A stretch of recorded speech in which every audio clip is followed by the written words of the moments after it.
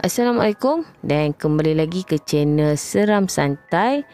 Dan kepada anda yang mungkin baru pertama kali mendengarkan kisah seram di channel Seram Santai ini, pastikan anda menekan butang subscribe agar anda tidak terlepas untuk mendengarkan kisah-kisah seram yang bakal diupload daripada masa ke semasa. Dan juga kepada anda, jangan lupa untuk tekan butang like.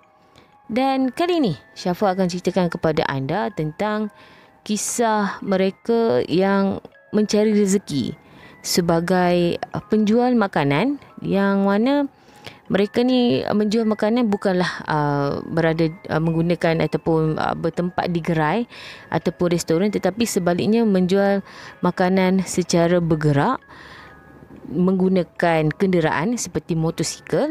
Dan pada masa yang sama, mereka ini mengalami pengalaman seram.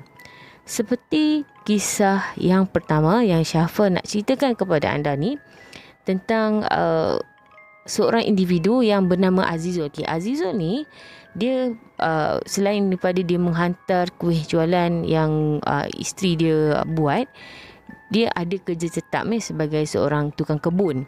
Jadi setiap pagi Azizul ni dia akan keluar untuk pergi hantar kuih terlebih dahulu sebelum dia balik rumah, ambil anak dia dan kemudian hantar pergi ke sekolah. Jadi kadang-kala Azizul ni dia sampai lambat tau kat tempat kerja dia. Jadi dia macam kadang-kadang penyelur dia ni tegur dia lah juga kan sebab sampai lambat. Untuk mengelakkan Azizul ni, dia nak ngelak untuk dia sampai lewat ke tempat kerja, dia beritahu ke rakan dia nak pergi hantar kuih awal, lebih kurang pukul 5 pagi. Jadi kawan dia ni cakap lah dekat Azizul bahawa kawasan ladang getah yang Azizul lalu untuk pergi ke gerai tempat dia letak kuih tu, selalu ada langsui. Ada langsui dekat kawasan tu. Jadi bagi Azizul, dia rasa macam untuk menghilangkan rasa takut dia bagi tahu kat rakan dia bahawa zaman sekarang ni adalah zaman moden, zaman internet. Mana ada lagi benda-benda yang berkaitan dengan hantu-hantu ni. Jadi keesokan harinya Azizul ni keluar betul-betul pukul 5 pagi. Dan kebetulan hari yang pertama Azizul keluar pukul 5 pagi tu adalah hari Ahad, yang mana lokasi ataupun jalan ladang getah yang Azizul selalu lalu ni selalunya menjadi lokasi orang cakap pekerja kilang turun dan bas kilang turunkan pekerja dan ambil pekerja. Jadi kebetulan hari Ahad. Jadi hari Ahad ni tak banyak pekerja kilang dan bas kilang yang lalu dekat kawasan ladang getah yang Azizul nak lalu ni. Jadi Azizul ni betul-betul lah dia keluar pukul 5 pagi dan dia lalu kawasan tu. Bila lalu kawasan tu, dalam orang cakap masa dia bawa motor tu, dia tak nampak lah kan, dia tak nampak dengan jelas sebab gelap dan berkabus. Dalam keadaan pemandangan yang agak terbatas tu, tiba-tiba motor dia ditahan oleh seorang pekerja kilang, seorang pekerja kilang perempuan. Jadi Azizul ni dia sebenarnya dah terlajak ke depan dah. Jadi dia orang cakap dia patah balik dan dia berhenti betul-betul dekat depan perempuan tu. Jadi bila dia berhenti, dia ambil pemetik api, dia sululah tunjuk dekat perempuan tu kuih apa yang ada dekat dalam bakul dia. Bila dia tengah tunjuk, dalam pada masa yang sama Azizul ni tegur lah kan, tanya dekat dia perempuan ni, dia tanya, seorang je ke? Perempuan tu tak cakap Perempuan tu tak cakap. Kemudian Azizul ni tanya lagi, hari Ahad pun kerja ke? Jadi perempuan tadi ni dia hanya angguk saja. Kemudian lepas perempuan tu ambil kuih dan beberapa biji kuih dan sebungkus nasi lemak, dan dibagilah duit dekat Azizul ni. Azizul ni dia dah biasa kalau macam perempuan ni bawa minyak wangi perempuan ni memang wangi yang amat sangat. Jadi macam Azizul ni dia dah biasa dengan keadaan bau wangi yang amat sangat tu, sebab kadang-kala pekerja kilang ni dia pakai minyak wangi. Bila bah kilang tu dah bawa mereka ni pergi pun dah bergerak pun bau minyak wangi tu masih lagi ada. Jadi dia macam biasa, dia tak syak apa-apa lagi. Azizul tak syak apa-apa lagi. Kemudian Azizul pun masa dia bawa motor untuk teruskan perjalanan dia pergi ke gerai tu, dia terlintas kat fikiran dia tau, tatah perempuan tadi tu langsui yang kawan aku cakap. Kemudian dia macam dia nak dia nak sedapkan hati dia. Takkanlah langsui nak makan nasi lemak dengan kuih. Lepas tu Azizul ni gelak tau, dia ketawa kan. Sebenarnya kat kawasan tu, kalau kata selalunya lah kebiasaannya, mereka pekerja kilang ni akan tunggu kat dekat kawasan tu secara berkumpulan beramai-ramai, ataupun mesti adalah lelaki yang akan teman pekerja-pekerja kilang, terutamanya perempuan ni, untuk tunggu bas kilang kan, ataupun van kilang. Tapi perempuan tu seorang je. Lepas selesai, Azizul ni pergi hantar kuih, dia balik rumah. Dia ambil anak dia dan dia hantar anak dia ke sekolah. Bila sampai dekat depan pagar sekolah, anak dia minta duit. Anak dia bagi tahu yang isteri Azizul ni tak cukup, tak ada wang kecil. Jadi Azizul ni pun tengok, okey, tadi ada orang beli kuih RM2, adalah duit dalam poket. Jadi dia pun selutlah poket dia. Dia seluk poket seluar dia. Dia bawa keluar. Apa yang ada dalam poket dia tu, apa yang keluar daripada poket dia tu, bukanlah duit, tapi sebaliknya ialah 2 helai daun pokok getah yang telah kering. Dan selepas daripada itu, Azizul ni demam seminggu dan dia tak berani lagi keluar pada jam 5 pagi. Ada lagi satu kisah. Kisah duit yang bertukar menjadi daun. Di mana kisah ni dia tak berlaku dekat Malaysia, sebaliknya di Indonesia dialami oleh seorang penjual bakso yang menggunakan kereta, orang cakap kereta sorong tu lah, yang tolak tu, kereta yang beroda tu. Satu petang, masa ni tukang bakso ni ataupun orang cakap orang yang jual bakso ni, dia menuju ke lokasi di mana tapak, di mana orang yang berniaga, tapak berniaga itu. Dalam perjalanan dia tu, tiba-tiba dia ditahan oleh seorang wanita. Dan keadaan ketika itu, waktu dia ialah waktu petang nak bertukar kepada waktu maghrib. Jadi ada seorang wanita tahan, minta peniaga bakso ni untuk menyediakan sebungkus bakso dekat dia. Lepas tu dia bagi duit siap-siap.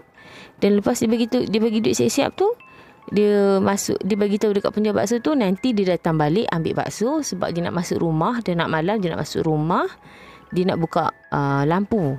Dia nak buka lampu.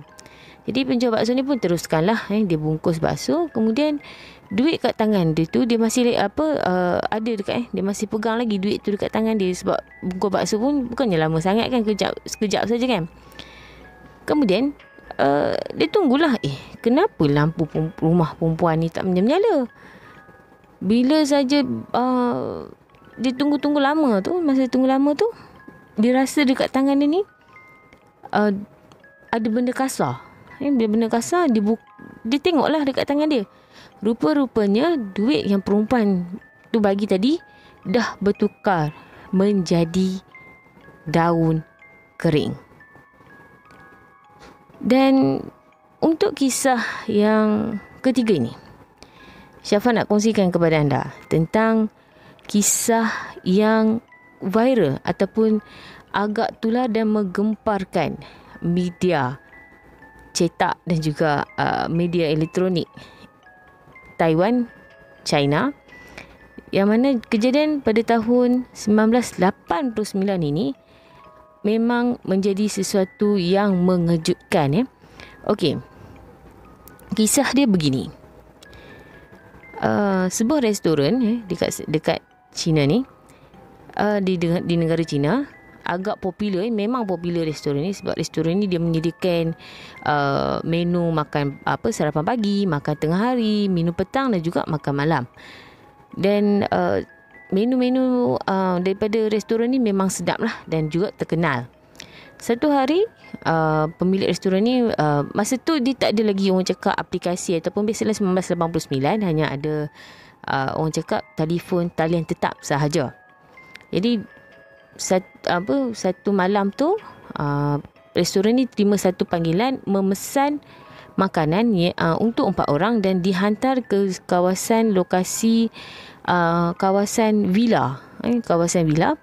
Kemudian makanan ni pun dihantar oleh pemilik restoran tu sendiri. Biasalah kawasan villa ni kita faham kawasan orang kaya-kaya.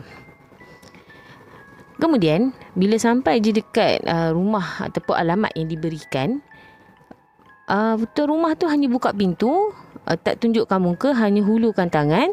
Kemudian lepas dia bagi duit, dia ambil makanan, dia masuk rumah. Jadi bila sampai dekat restoran,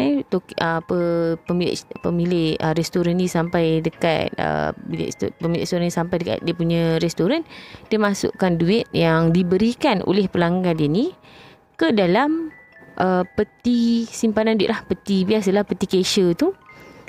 Kemudian bila dah habis ataupun sampai masa restoran ni nak tutup, dah sampai masa restoran ni tutup operasi, kiranya dah habis tamat waktu perniagaan, nak kira untung. Masa nak kira untung ni, alangkah terkejutnya pemilik restoran ni bila dia tengok dekat dalam peti duit dia ni ada kertas yang digunakan untuk upacara kematian yang dibakar semasa upacara kematian kaum Cina, iaitu yang orang cakap duit tu. Dia macam, dari mana datang duit ni? Okey, jadi tak apa. Tak kisah, dia tak kisah. Kemudian keesokan harinya, sekali lagi alamat yang sama, villa yang sama, dan order ataupun pesan makanan dalam kuantiti yang sama, 4 orang. Dan kali ni pemilik restoran ni pun pergi hantar juga.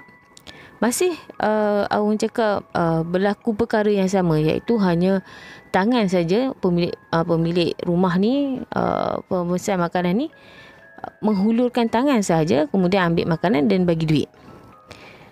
Macam biasa, bila masa restoran ni tutup operasi dan nak kira keuntungan, sekali lagi pemilik restoran ni jumpa wang ataupun kertas duit, kertas yang replika duit lah orang cakap, yang dibakar oleh kaum Cina dalam upacara kematian di dalam peti simpanan duit dia. Peti simpanan orang cakap, peti duit lah, peti cashier tu. Kemudian pemilik restoran ni rasa macam geram lah kan. Dia mungkin rasa villa ni, pemilik villa ni nak main-mainkan dia. Orang cakap mungkin nak prank lah kan, orang cakap. Kemudian dia terus report polis. Polis pun pergilah ke alamat villa yang pemilik restoran ni bagi. Bila sampai je dekat villa tu, mereka menjumpai 4 mayat yang dah meninggal hampir seminggu. Kemudian bila disiasat, polis ni menjalankan siasatan dan menyoal jiran-jiran. Jiran-jiran ni bagi tahu bahawa mereka mendengar keriuhan orang bermain mahjong je daripada rumah tu setiap hari. Dan apabila proses bedah siasat dijalankan, mereka orang yang menjalankan ataupun pegawai forensik, kita panggil pegawai forensik ni, jumpa makanan yang masih baru. Orang cakap makanan tu baru ditelan ataupun baru dimakan di dalam perut mayat yang dibedah siasat. Padahal mayat tersebut dah banyak hari meninggal dunia. Dan itu sahaja kisah seram yang Syafa kongsikan dengan anda. Dan jika ada kekurangan, Syafa harap dimaafkan. Sesungguhnya yang buruk itu datangnya daripada Syafa dan yang baik itu datangnya daripada Allah. Dan Syafa mendoakan anda dan keluarga anda sentiasa dilindungi oleh Allah daripada gangguan syaitan, iblis, jin dan juga manusia. Serta anda dan juga keluarga anda sentiasa diberikan, dimurahkan, dipermudahkan dan dilancarkan rezeki. Sehingga kita bertemu lagi dalam episod Seram Santai yang akan datang. Assalamualaikum warahmatullahi wabarakatuh.